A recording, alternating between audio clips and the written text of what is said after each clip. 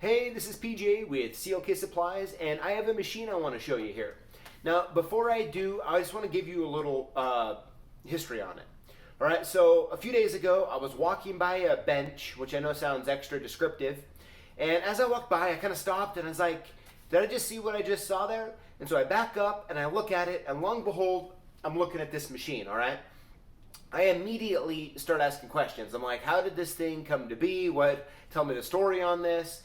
And this is what I was told. So they had a Ilco 045 key machine, not the HD, just the 045, and it had the narrow jaws, right? So if you were to try to cut a like Chrysler remote-headed key, there wasn't enough room between the two jaws to cut them, right? So they'd have to use a different machine. At the same time, they had a HPC Mini SpeedX that was in good working order, but they didn't like the motor size on it, right? It has that really small motor, I don't know, about that big, and they're used to cutting keys much quicker than what the Mini SpeedX would allow. So what they did is they took those two machines and they created this. And as what you're looking at here is a Ilco 045 base, motor, belt and pulley, and you're looking at a HPC Mini SpeedX. So what they did is they took off the jaws that are right here and the base of the jaws, and they drilled new holes and they mounted this HPC Mini SpeedX on here and aligned the belt. Let me turn it sideways here. You can kind of look at it. All right, so here's the Mini SpeedX. Here's that. Let me go and turn it on for you. Now, if this doesn't look too familiar, typically the Ilco 045 machines have like a little plastic cover over it, right? Now, this machine, the 045, is probably 20, maybe 25 years old.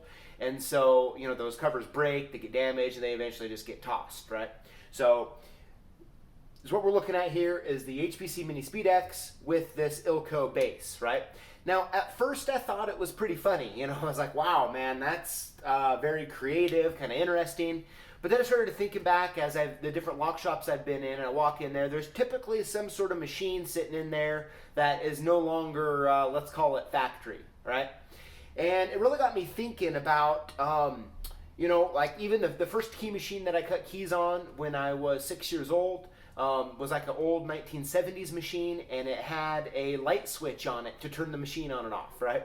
So, and it really got me thinking about the fact that in the locksmithing industry, in the lock and key industry, you guys are constantly called upon to, you know, think on your toes real quick about how to fix a lock, on how to fix something that no longer has parts to it, right?